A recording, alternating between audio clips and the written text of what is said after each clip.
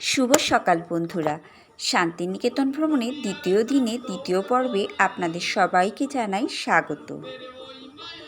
প্রথম পর্বে আমরা দেখেছিলাম সোনাঝুরি হাটে বাউল গান আর সাঁওতালিদের সাথে নৃত্য, আর দেখেছিলাম কোপাই নদী এবং তার তীরবর্তী শালবন। যারা প্রথম পর্বটি মিস করেছিলেন তারা ডেসক্রিপশনে থাকা লিঙ্ক দেখে নিতে পারেন। প্রথমে সৃজনী শিল্পগ্রাম আর ৩০০ বছরের পুরনো জমিদার বাড়ি। প্রথমে আমি আজকে রোদ্দুজ্জ্বল সকালে একটি টোটো নিয়ে ঘুরতে বেরিয়ে গেলাম রবীন্দ্রনাথ ঠাকুরের স্মৃতি বিজড়িত ঐতিহাসিক বিশ্বভারতী বিদ্যালয়ের এরিয়া। শুরু করলাম শিশুদের আনন্দ পাঠশালা থেকে। এই সেই আম গাছ যার নিচে আজও শিশুদের পড়াশোনা, খেলাধুলা, গান, ছবি আঁকা এবং আনন্দের মাধ্যমে শিশুদের প্রথম পাঠ দেওয়া হয়। এই সেই বটগাছ, যে বটগাছের ছবি সহজ পাঠের বই, তার ওপরে যে ছবিটি আছে সেই ছবিটি এই বটগাছেরই ছবি।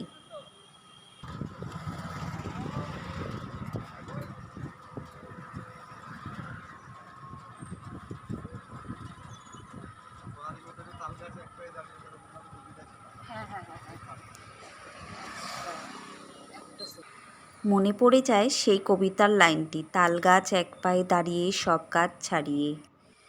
পাশে রয়েছে রবীন্দ্রনাথ ঠাকুরের পিতা মহর্ষি দেবেন্দ্রনাথ ঠাকুরের 1891 সালে এই প্রার্থনা গৃহটি নির্মাণ করেন। এই সুন্দর শান্ত সবুজ পরিবেশের মধ্য দিয়ে আমরা টোটো নিয়ে ঘুরে বেড়াচ্ছি। আগে এই ক্যাম্পাসের ভেতরে ঢুকতে দিত, কিন্তু এখন আর তা ঢুকতে দেয় না, এমনকি সিকিউরিটি গার্ডরাও এখানে দাঁড়াতে দেয় না।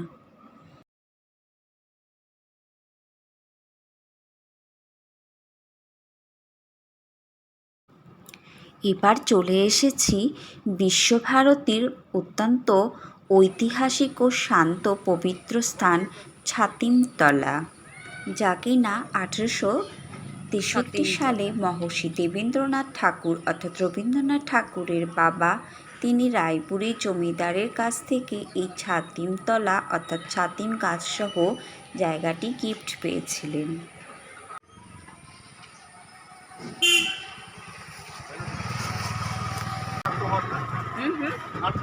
আচ্ছা, জন্মদিন এবং মৃত্যুদিন বছরে দুবারই খোলা হয় গেট, ঘরের গেট, এবং সমস্ত সাংস্কৃতিক অনুষ্ঠানগুলো এখানে হয়। এই জায়গাটা হচ্ছে নাট্যমন্দির। হ্যাঁ হ্যাঁ হ্যাঁ, সেইগুলোর মতোই করেছে।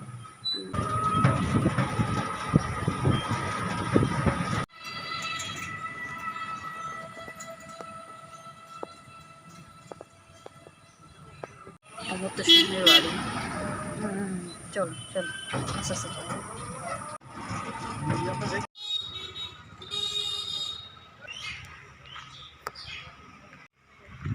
এখন চলে এসেছি সৃজনী শিল্পগ্রাম। এখানে আঞ্চলিক সব ঘর বাড়ি কেমন, মানুষজন কেমন, সেগুলো দেখার জন্য এখানে চলে রঙ্গঘর মঞ্চ। এখান দিয়ে একটু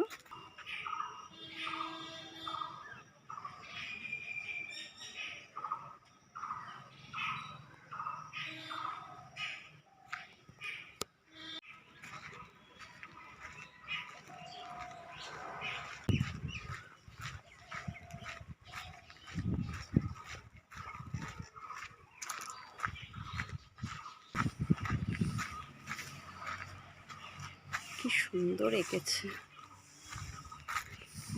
পুতুল ঘর।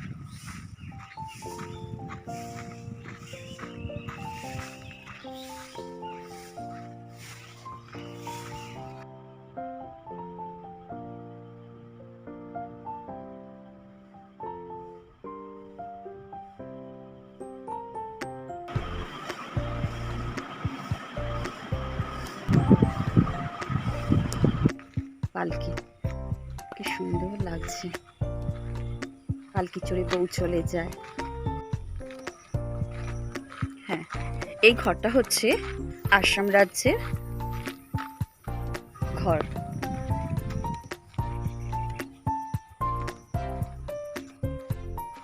জুতো খুলে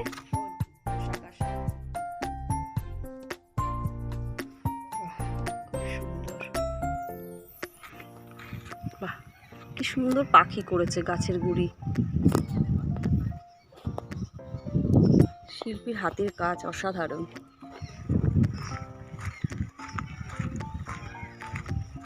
দেখে মনে হচ্ছে ত্রিপুরার মহিলা দাঁড়িয়ে আছে। হ্যাঁ, ঠিক তাই, ত্রিপুরা। এবার ঢুকছি ত্রিপুরার ঘরে।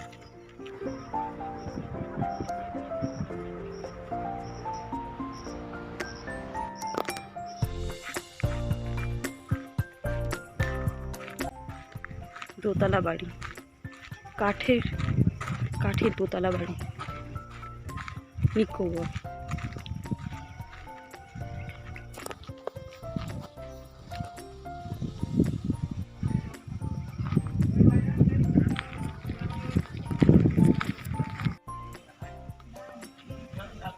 বড় একটা পুকুর আছে আর চারিদিকে সিঁড়ি বাঁধানো আছে, বেশ সুন্দর লাগছে।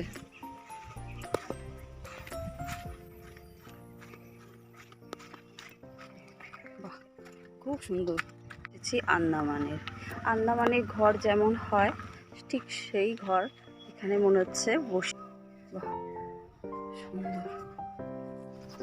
চলে এসেছে এবার মণিপুরি। দেখুন কি সুন্দর লাগছে। মণিপুরবাসীরা যেরকম জামা কাপড়, যে সমস্ত ড্রেসগুলো তারা পরে থাকে, এই যে সেই ঘাগরা, কি সুন্দর ঝুড়ির মতো, তো খুব সুন্দর সব পুতুলগুলো,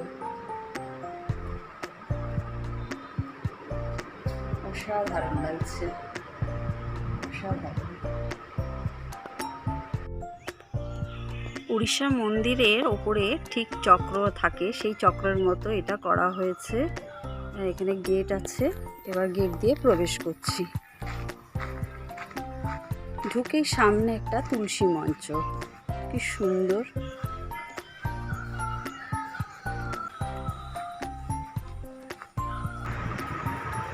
সব উড়িষ্যার কালচার এখানে ফুটে উঠেছে, খুব সুন্দর লাগছে।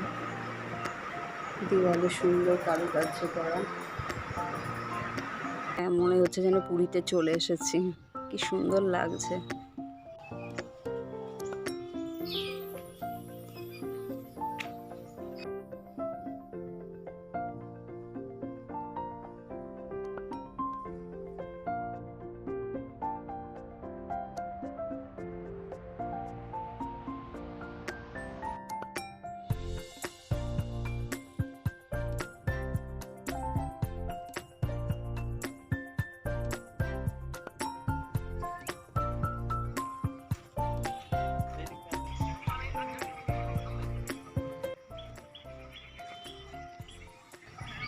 বড় একটা বুদ্ধ মূর্তি এখানে রয়েছে।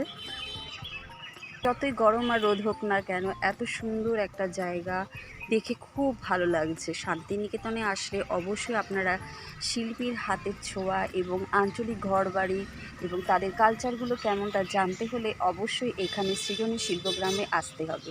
বন্ধুরা, আমার এই ভিডিওটি তোমাদের কেমন লাগলো? আশা করি তোমাদের খুব ভালো লেগেছে। ভালো লাগলে like, share, comment and subscribe করতে ভুলবেন না যেন। যে গেট দিয়ে ঢুকেছিলাম সেই গেট দিয়ে বেরিয়ে এখন যাব রাজবাড়িতে। এখন চলে এসেছি জমিদার বাড়িতে। 10 টাকার টিকিট কেটে প্রথমে প্রবেশ করছি দুর্গা মন্দিরের দিকে।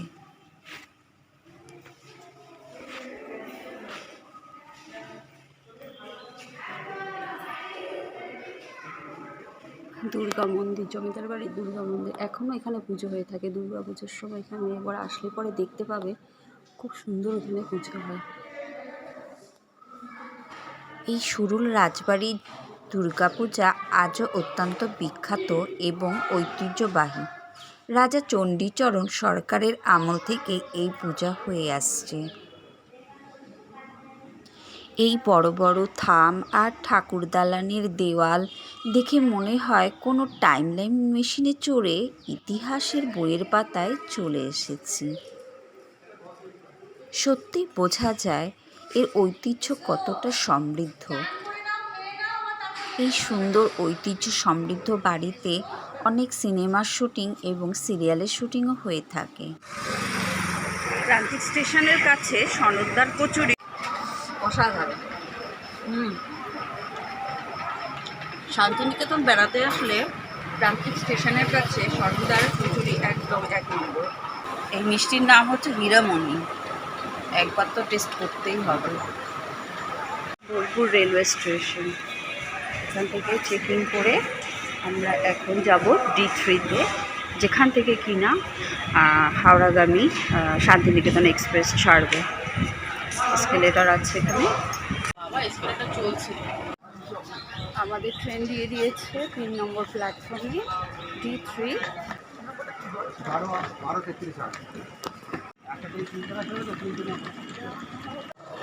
তাহলে টাটা, দেখা হবে পরবর্তী ভিডিওতে।